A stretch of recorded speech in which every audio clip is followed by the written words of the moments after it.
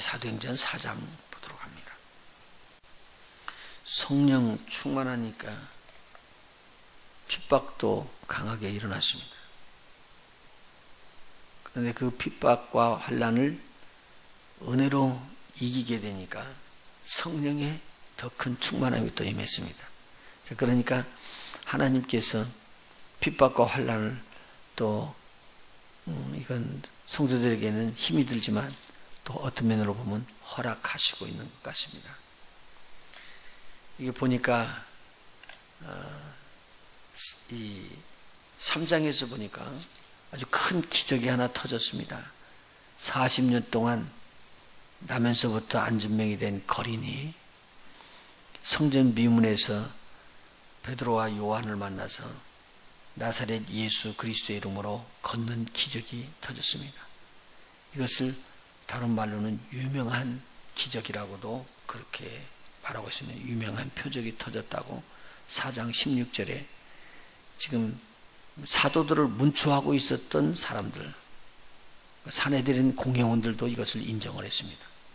이 기적이라는 것은 일어날 수 없었던, 사람이 치료할 수 없는 것들을 하나님께서 치료하시고, 이것 때문에 수많은 사람들이 이제 믿고 하나님의 말씀을 듣고는 돌아왔습니다. 그때도 역시 증거된 복음은 예수 부활, 그 부활에 대한 복음의 말씀이었습니다.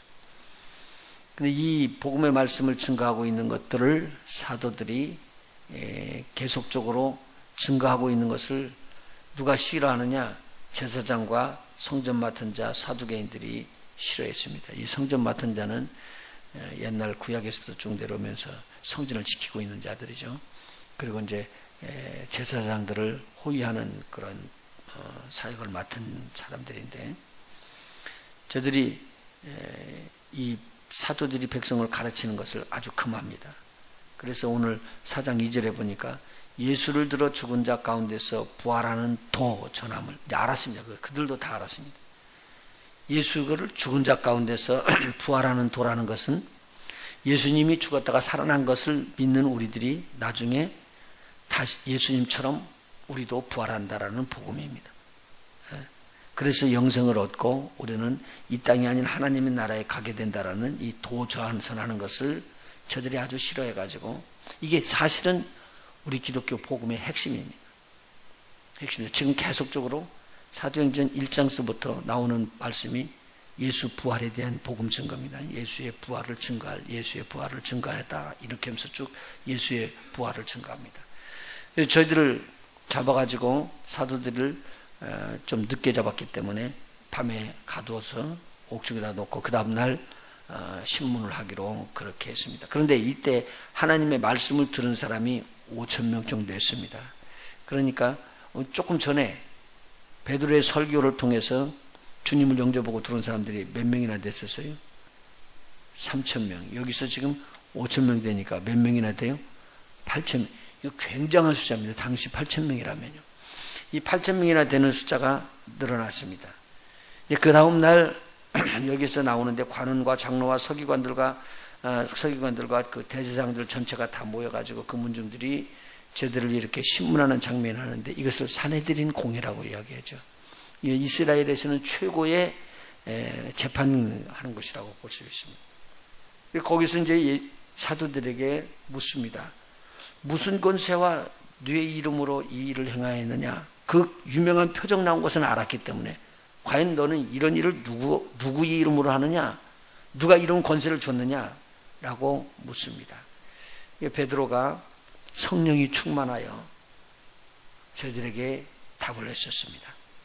자, 이 일이 일어날 것을 예수님께서 미리 예언해 주셨거든요. 우리 성경 한번 찾아봅시다. 마태복음 10장. 마태복음 10장이요.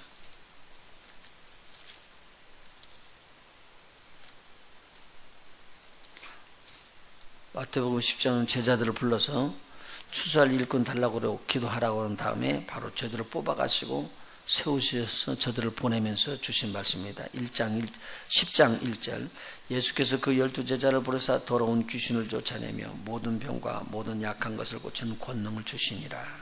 그렇게 말씀하십니다. 16절 보십시다. 저들을 내보내면서 하시는 말씀입니다. 보라 내가 너희를 보냄이 양을 이리 가운데 보냄과 같도다. 그러므로 너희는 뱀같이 지혜롭고 비둘기같이 순결하라. 사람들을 삼가라. 그리고 주시는 말씀입니다. 저희가 너희를 공회에 넘겨주겠고, 예수님께서 공회 앞에 섰었는데 그때 당시도 공회가 있었고 또 제자들도 이 공회에 넘겨줄 것이라고 이야기한 겁니다. 저희가 회당에서 채찍질을 하리라. 또 너희가 나를 인하여 총독과 임금들 앞에 끌려가리니 이는 저희와 이방인들에게 증거가 되게 하려 하심이라. 너희를 넘겨줄 때에 어떻게 또 무엇을 말할까 염려치 말라. 그때에 무슨 말할 것을 주시리니. 누가 주신다고요? 하나님께서 주신대요. 성령께서 주시는 거예요. 20절 같이 읽습니다. 시작. 말하는 이는 너희가 아니라 너희 속에서 말씀하시는 자 곧 너희 아버지의 성령이시니라. 장차 형제가 형제를, 아비가 자식을 죽는데 내어주며 자식들이 부모를 대적하여 죽게 하리라. 또 너희가 내 이름을 인하여 모든 사람에게 미움을 받을 것이나 나중까지 견디는 자는 구원을 얻으리라. 이 핍박과 환난은 지금 현세에서 일어나는 예수를 믿지 아니하는 자, 예수의 이름을 대적하는 자들이 일어나는 핍박입니다. 하나님께서 주시는 핍박이 아니고 하나님을 대적하는 자들이 주는 핍박을 우리 성도들이 받는다는 말입니다. 자, 그런데 그 일이 이 사도행전 4장에 그대로 일어나 버렸습니다. 너희에게 이런 일이 일어날 것이다 라고 생각했던 그 이름. 그 이름 때문에 저희들이 잡혀가지고 신문을 당합니다. 그때 이제 건네주는 말입니다. 만일 너희가 이 나면서부터 안진병이 된 이 사람이 완전히 낫게 된 것에 대해서 너희가 묻는다면 4장 8절에 베드로가 답을 하는데 성령이 충만했습니다. 그럼 누가 지금 이야기하는 거예요? 성령께서 이야기하신다는 말입니다. 성령께서 이야기를 해주신다는 거예요. 이 만일 병인에게 행한 착한 일에 대하여 이 사람이 어떻게 구원을 얻었느냐고 만일 너희들이 오늘 우리에게 질문한다면 너희와 모든 이스라엘 백성들은 알라. 십자가에 못 박고 하나님이 죽은 자 가운데서 살리신 부활입니다. 또 부활하신 나사렛 예수 그리스도의 이름으로 이 사람이 건강하게 되어 너희 앞에 섰느니라. 예수님께서 마리아와 그 마르다 집에 가가지고요, 나사로를 살려낼 때 보면은요, 거기 아주 귀한 말씀을 주시잖아요. 이 부활을 믿으면 죽은 자가 살아난다는 거예요. 이거보다 더 큰 기적이 어디 있어요? 그러니까 병든 자가 나아진다는 것은 저들에게 이것을 믿게 되면은 다른 것도 다 믿어진다는 말입니다. 그래서 부활에 대한 것을 믿을 수 있게끔 지금 이야기해 주시는 것이죠. 나사렛 예수 그리스도의 이름으로 이 사람이 건강하게 되어 너희 앞에 섰느니라. 다른 이로서는 구원을 얻을 수 없나니 천하 인간은 구원을 얻을 만한 다른 이름을 우리에게 주신 일이 없느니라. 이 부활의 주 예수 그리스도, 나사렛 예수 그리스도의 이름으로만 우리가 구원함을 얻게 되었다라고 베드로가 이야기합니다. 가만히 보니까 이 베드로가 무식한 줄 알았는데 아주 그냥 기탄 없이 이야기를 하는 거예요. 막힘이 없이 막 이야기하는 거예요. 그러니 거기에 있는 사람들은 공부를 많이 한 사람들이잖아요.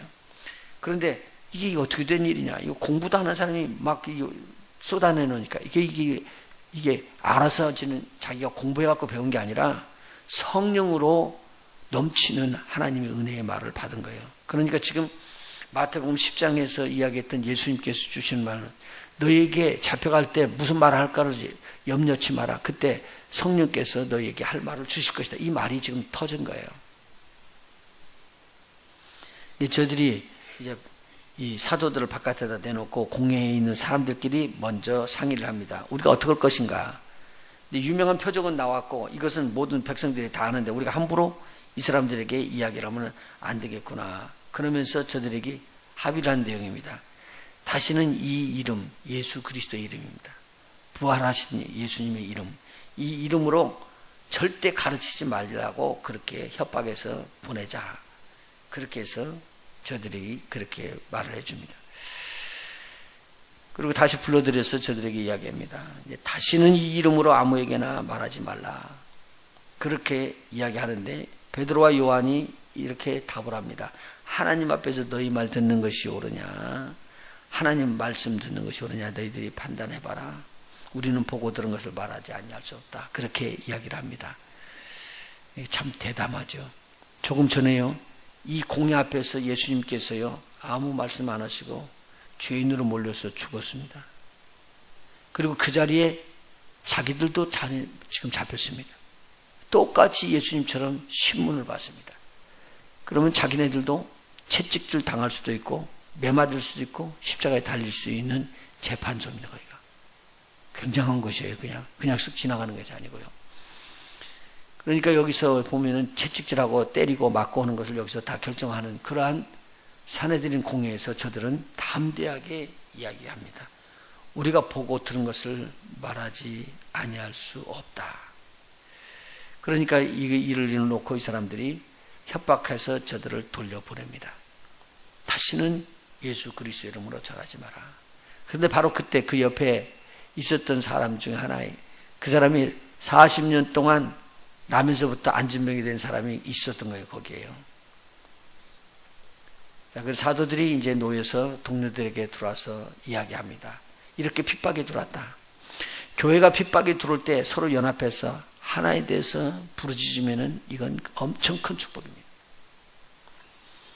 그런데 교회가들이 모여가지고 이 기도를 잃어버리게 되면 이제는 세상말이를 하게 돼요. 그래서 큰 문제가 생기거든요. 근데 핍박과 환난은 오히려 성도들을 단단하게 합니다. 외부에서 들어오는 이 핍박과 환난으로 인하여 저들이 모여서 하나님 앞에 간청하며 기도합니다. 근데 그 간청하는 기도로 하나님께서 또 다시 저들에게 표적이 넘쳐나게 하고 그리고 성령의 충만함 가운데서 담대히 말씀을 전하겠습니다. 30절 31절입니다. 같이 읽어 나가봅시다. 29절 30절 31절 29절부터 시작. 주여 이제도 저희의 위협함을 하감하옵시고 또 종들로 하여금 담대히 하나님 말씀을 전하게 하여 주옵소서. 그렇게 기도했더니요, 손을 내밀어 병을 낫게 하옵시고 표적과 기사가 거룩한 종 예수의 이름으로 이루어지게 하옵소서 하더라. 그렇게 기도했더니 빌기를 다음에 모인 것이 진동하더니 무리가 다 성령이 충만하여 담대히 하나님의 말씀을 전하니라. 그럼 담대히 하나님 말씀 증거하는 것이 중요했죠. 그것이 무슨 증거예요? 예수 부활 증거하는 거예요. 그리고 오직 성령이 너희에게 임하시면 너희가 권능을 받고 예루살렘과 그리고는 땅끝까지 이르러서 예수님의 증인된다는 내용은 예수님이 죽으셨다가 다시 살아나셨다. 그러므로 너희들의 죄가 사해졌고 우리도 우리 예수님의 생명, 영원한 생명, 부활의 생명을 얻게 된다. 우리는 여기가 소망이 아니고 그래서 아버지의 집 천국이 우리의 소망이다라고 증거하는 복음입니다. 그래서 32절 보니까 32절에 믿는 무리가 한 마음과 한 뜻이 되어 모든 물건을 서로 통용하고 제 재물을 조금이라도 제 것이라고 하는 이가 하나도 없더라. 여기에서 일어나는 일들입니다. 초대교회가 생길 때와 똑같이 공동체가 계속적으로 일어납니다. 저희들이 한꺼번에 모여서 같이 살기를 원했습니다. 그리고 조금이라도 제 것을 제 것이라고 여기질 않고 사도들이 큰 권능을 받아가지고 주 예수의 부활을 계속적으로 증거했다고 33절에 기록됐습니다. 복음의 핵심 계속 제가 말씀드리죠. 사도행전 1장, 2장, 3장, 4장 나가면서 저들이 복음의 핵심은요, 예수 그리스도께서 우리의 죄를 위하여 짊어지고 죽으시고 다시 죽음의 자리에서 하나님이 살리셨는데 그와 같이 우리도 예수 그리스도를 믿는 자들은 살아날 것이다. 이게 복음입니다. 너무 간단한 거죠. 그리고 우리를 데리러 오시는 주님이 재림할 것에 대한 복음이 계속적으로 저들에게 증거됩니다. 그래서 이 말씀을 듣고 제자들이 막 모여들어서 크게 기뻐하고 저들이 큰 힘을 얻게 되었습니다. 지금 사도들이 잡혀 들어가기 전에 5,000명이 됐었죠. 그러니까 3,000명, 지금 5,000명, 8,000명인데 그 뒤에도 사람들이 모여서 흩어지지 않고 계속적으로 복음을 증거하면서 저들이 함께 했습니다. 이제 모든 자기 재물도 사람들의 필요를 따라서 쓸 수 있도록 사도들의 발 앞에 그 재물을 갖다 놓게 되었습니다. 그래서 수많은 사람들이 핍절하는 것이 없이 다 공급이 되었다고 오늘 말씀에 기록되어 있습니다. 여기서 나오는 사람이 나중에 후에 안티옥에서 복음을 증거하는 담임 목사로 파송되는 이 바나바입니다. 바나바는 당시에 일곱인 안수 집사 속에 들어가지는 않았지만 레이족 속으로 또 권면하는 자가 됐어요. 여기서 보니까 권위하는 자라는 그러한 사도들의 말을 보는데 이 사람이 들어가면 가는 곳곳마다 화평을 끼치고 가는 곳곳마다 하나님의 큰 윤활유를 치는 교회의 그런 역할을 했습니다. 그래서 이로 인하여 교회가 부흥하게 되고 그리고 이 사람을 또 안디옥에 파송했더니 하나님께서 저를 통하여 많은 사람들이 윤활유를 치는 것처럼 잘 부흥할 수 있는 그런 계기가 됐습니다. 오늘도 기도할 때 하나님 우리가 들어가는 곳곳마다 화평케 하는 자가 되기를 원합니다. 가는 곳곳마다 권유하는 자가 되기를 원합니다. 막 깨지고 있는데도 그 사람만 들어가면은 그냥 편안해지는 거. 그리고 이렇게 하면 안 되지. 저 사람 또 하는 말이 들어야지. 그러고는 그렇게 들을 수 있는 거. 얼마나 귀중한지 모른다. 근데 이 권유하는 은사는 사도들에게도 없었었어요. 근데 이 사람에게만 아주 독특하게 은사가 개발돼서 하나님께서 주신 은사이기 때문에 이 교회에 굉장히 유익한 은사다. 저희들도 하나님께서 이 은사가 부어지도록 계속적으로 기도하셔서 또 좋은 일이 일어나기를 원합니다. 자, 오늘 여기서 말씀을 통해서 우리가 한번 생각해 봅시다. 성령 충만하면 핍박이 온다. 그런데 그 핍박을 이기면 새로운 재충만한 성령이 임한다. 그러니 오늘 우리는 들어오는 어려움을 두려워하지 말고 그 어려움을 짚고 일어서서 우리 하나님께서 우리를 끌어올리려고 하는 그 자리로 올라가야 된다. 이것이 우리가 받아야 될 일입니다. 하나님은 저와 여러분을 사랑하십니다. 그리고 임박하게 오시는 주님이라고 다들 이야기해요. 이제는요. 이제 이것을 느끼지 못하는 사람들도 입으로는 다 이야기해요. 하도 들었기 때문에요. 그리고요, 때가 돼갖고 일어나는 일들을 보면요, 틀림없이 주님 온다고 다들 이야기를 해요. 아주 쉽게, 아주 가까이 오신다고 그래요. 그렇게 말만 하는 게 아니라 우리는 마음으로 준비하는 저와 여러분이 됐으면 좋겠습니다.